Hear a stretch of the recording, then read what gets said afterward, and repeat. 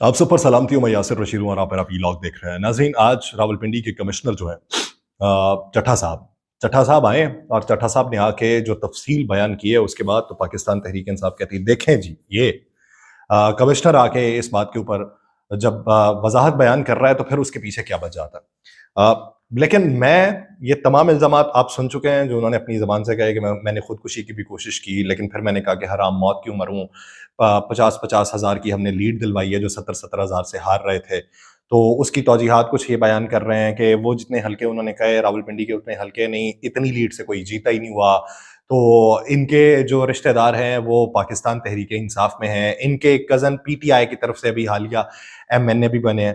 तो ये बातें बहुत सी की जा रही हैं, लेकिन इब्तदाई तौर पे जो आला हुकाम को भिजवाई गई है एक रिपोर्ट जिसमें उनका ख़ानदान का शजरा नस्ब बयान किया गया है, उसी शजरा नस्ब से ये मालूम पड़ता है कि कमिश्नर साहब जो हैं उनकी जो रिश्तेदारी है, वो रिश्तेदारों में पाकिस्तान मुस्लिम लीग नून में भी रिश्तेदारी है, इस्तेहकाम पाकिस्तान पार्टी में भी रिश्तेदारी है। ये वही कमिश्नर साहब हैं जिनके बारे में मरियम नवाज साहिबा ने ये बात की थी कि बड़ा डेड ऑनेस्ट आदमी है। ये वही कमिश्नर साहब हैं जिनके बारे में राना सनाउल्लाह साहब ये बात कर रहे हैं कि मेरे करीबी दोस्त थे और इनका ज़हनी तवाज़ुन इस वक्त बिगड़ा हुआ है। ये वही कमिश्नर साहब हैं कि मौजूदा सूरत हाल में जिनकी रिश्तेदारियां तो निकल ही रही हैं, लेकिन अभी कोई 3 से 4 दिन पहले की बात है कि इनके बारे में खबर ये आई थी कि गुज़श्ता हफ्तों में इनके बेटे की जो शादी थी, उस शादी की तकरीब के अंदर निगरान वज़ीर आला पंजाब भी मौजूद थे, बहुत से टेक्नोक्रेट्स, ब्यूरोक्रेट्स तो मौजूद ही थे। उसके साथ-साथ नून लीग के भी लोग उस शादी के अंदर मौजूद थे।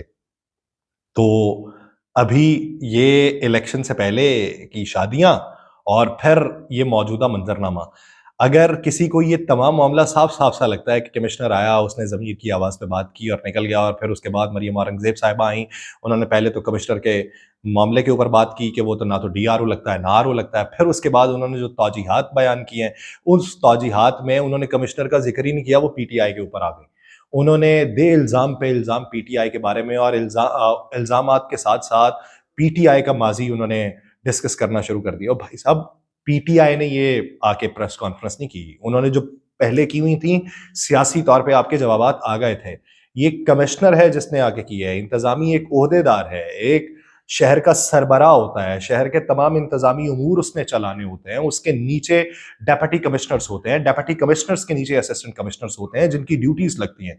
ठीक है, कमिश्नर की अगर ड्यूटी नहीं लगती तो, लेकिन कमिश्नर के तवस्सुत से पैगाम तो भिजवाए जा सकते हैं ना। कमिश्नर नहीं है डेप्यूटी कमिश्नर को कहना होता है, उसी ने ही असिस्टेंट कमिश्नर को कहना होता है, तो उसके तवस्सुत से पैगाम तो भिजवाए गए होंगे। अब वो प्रेशर उस पर किसका था, ये तो खुद आके बयान करना चाहिए। इधर एक तरफ से मुतालबा करके सिर्फ मुझे सजाए मौत दे दें, ये स्क्रिप्ट इतना सादा नहीं है। जो लोग ये समझते हैं कि कमिश्नर साहब अपने दिल की आवाज पे बोल के गए, वो दिल की आवाज पे नहीं बोले। रिश्तेदारियां पहले चेक करें, पिछले हफ्ते का मंजरनामा चेक करें, उसके बाद कमिश्नर साहब की एक टिकट भी चेक कर लें जो उन्होंने बुक करवा के रखी हुई है। उसके साथ साथ कमिश्नर साहब का ये भी देख लें कि उनका मुद्दत मुलाजमत किस दिन को पूरे हो जाने हैं। तो उससे पहले ये ज़मीर का जाग जाना, जिनके बारे में आसमान और ज़मीन की कलाबें पाकिस्तान मुस्लिम लीग नून की चीफ ऑर्गेनाइजर मरियम नवाज साहिबा मिलाया करती थी, वो ये सारे ताने बाने उधर से हैं। कोई साबित कर दे कि पाकिस्तान तहरीक इंसाफ के कोई जीते हुए उम्मीदवार से उनका ताल्लुक है। ये कमिश्नर साहब भी साबित नहीं कर पाएंगे कि ज़मीर की आवाज के ऊपर बोले हुए हैं। हाँ, ज़मीर बहुत तगड़ा हो सकता है, ज़मीर ने कहा है तो वो बोल पड़े हैं। तो वो ज़मीर अंदर का नहीं, वो कोई बाहर का ज़मीर होगा जिसके कहने पे कमिश्नर साहब बोल के चले गए और अब वाविला मचाया जा रहा है। लेकिन ये रिश्तेदारियों के साथ साथ चीफ जस्टिस ऑफ पाकिस्तान एक जुमला कह गए, मुझे उसकी समझ तक नहीं आ रही। चीफ जस्टिस साहब जब इब्तदाई तौर पे उन्होंने जब चीफ जस्टिस साहब का भी बीच में नाम ले दिया कि इस मुल्क के अंदर जो धांधली हुई है उसके जिम्मेदार चीफ जस्टिस साहब भी हैं, तो चीफ जस्टिस साहब ने इब्तदाई तौर पर चैम्बर में तमाम जजेस को बुलाया। लग ये रहा था कि सुमोटो एक्शन हो जाएगा, लेकिन सुमोटो एक्शन तो ना हुआ। चीफ जस्टिस साहब बाहर आए, जो कोर्ट रिपोर्टर्स हैं वो चीफ जस्टिस साहब के पास गए और उन्होंने सवाल किया कि चीफ साहब आप पे इल्जामात लगाए, तो चीफ साहब ने कहा इल्जामात तो कोई भी लगा देता है। अब कोई भी सियासतदान हो सकता है, कोई भी आम पाकिस्तानी हो सकता है, लेकिन इल्जामात अगर इंतजामी ओहदे पर बैठा हुआ एक शख्स लगा रहा है और जिसका ओहदा भी कोई छोटा नहीं है, कमिश्नर एक बहुत बड़ा ओहदा है, और कमिश्नर अगर ये इल्जामात लगा के जा रहा है तो फिर वो कोई नहीं है। और दूसरी बात कि जिसके ज़हनी तवाज़ुन को ख़राब होने की बात कर रहे हैं, अकल के मारों को इतनी समझ नहीं आती कि कमिश्नर के ओहदे पे बैठा हुआ शख्स ज़हनी तवाज़ुन उसका कैसे बिगड़ा हुआ हो सकता है। और अगर आपको पहले से मालूम था कि इसका ज़हनी तवाज़ुन बिगड़ा है, तो आपकी जो दोस्तियां थी, आप किसी किसी ने रिपोर्ट क्यों ना किया कि इसका ज़हनी तवाज़ुन ठीक नहीं है।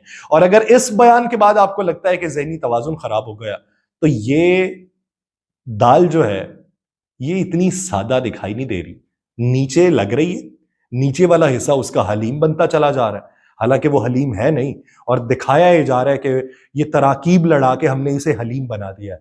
क्योंकि आप इस बात को जहन में रखिएगा कि जाती उमरा में कल जो बड़ी बैठक हुई है जिसमें लीगी अराकीन मौजूद थे, वहां पर फैसला क्या हुआ कि वफाक में हुकूमत ना लें। पाकिस्तान पीपल्स पार्टी बड़ी शातिर है, वो वफाक से जो आउट होने की बातें कर रही है ना, ये सूट करेगा, फिल वक्त ये सूट करेगा। बाद में तहरीक अदम एतमाद वाला मामला आ जाएगा, फिर किसी की हेल्प चाहिए होगी तो ले लेंगे, लेकिन अभी ये वफाक वाले नक्के से ना बाहर निकलें, नहीं तो सुई के जो नक्का है उसके अंदर अपनी गर्दन फंसा के बैठ जाएंगे।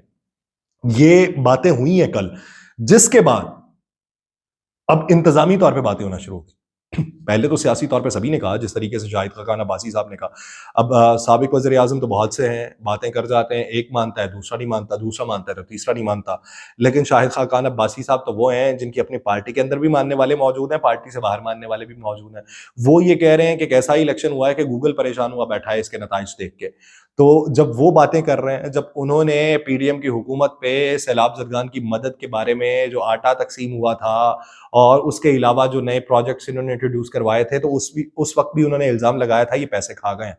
अब उसकी जवाबदेही के लिए कोई मौसर तौर पे सामने नहीं ना आया, क्योंकि किसी के पास ऐसे सबूत भी मौजूद नहीं थे कि क्या अब्बासी साहब को इसका जवाब दिया जाए। लेकिन पाकिस्तान पीपल्स पार्टी ने जिस तरीके से खेल खेला है, तो उसी में एक पैगाम मौलाना फजलुर रहमान साहब को भी भिजवाया गया है। ये पूरा मंजरनामा समझते हुए फिर कमिश्नर साहब की बात को बीच में लेके आना है आपने, और फिर समझना है मौलाना फजलुर रहमान साहब के अंदर जो तब्दीली दिखाई दी है ना, वो तब्दीली इसलिए है कि मौलाना साहब को सेनेटरशिप भी ऑफर की जा सकती है, उन्हें चेयरमैन कश्मीर कमेटी भी बनाया जा सकता है। तो मुल्क के वसी तर मफाद के अंदर मौलाना फजलुर रहमान साहब जो है, वो पाकिस्तान तहरीक इंसाफ के साथ जो ताना बाना उनका जुड़ रहा था, उसके टूटने में देर नहीं लगाएंगे। और फिर अगर उनके बेटे जीत चुके होते तो शायद ये इतना वावेला भी ना मचाया जाता मौलाना फजलुर रहमान साहब की तरफ से। एक नशिस्त, और उस एक नशिस्त के ऊपर मुल्क का वसीतर मफाद उनके आड़े आ जाता है। वो एक नशिस्त उन्हें मिलने की यकीन दहानी करवा दी गई है। उसी यकीन दहानी की बुनियाद के ऊपर, क्योंकि अक्सरियत तो सभी के पास मौजूद है, इतनी तो मौजूद है कि वो अपने सेनेटर्स जो हैं, जो मार्च के अंदर इलेक्शन होने हैं, तो उसके अंदर वो अपने सेनेटर्स भी मुंतखब करवा सकें, तो एक बंदे को पीछे करके मौलाना को आगे करने में दिक्कत किसी को भी नहीं आएगी और मौलाना को भी वो फायदा होगा। तो ये कमिश्नर की पूरी गुफ्तगू इस पूरे मंजरनामे में रख के देखनी है, कमिश्नर को एक फर्द वाहिद देखते हुए और कमिश्नर साहब की तरफ से वो बांगे दोहल ऐलान देखते हुए जमीर का जाग जाना ना सिर्फ देखिएगा, पूरे मंजरनामे में देखें और अपने तई उसकी असेसमेंट करें कि इस मुल्क के अंदर क्या हो रहा है। मुझे दीजिए इजाजत, अल्लाह निगहबान।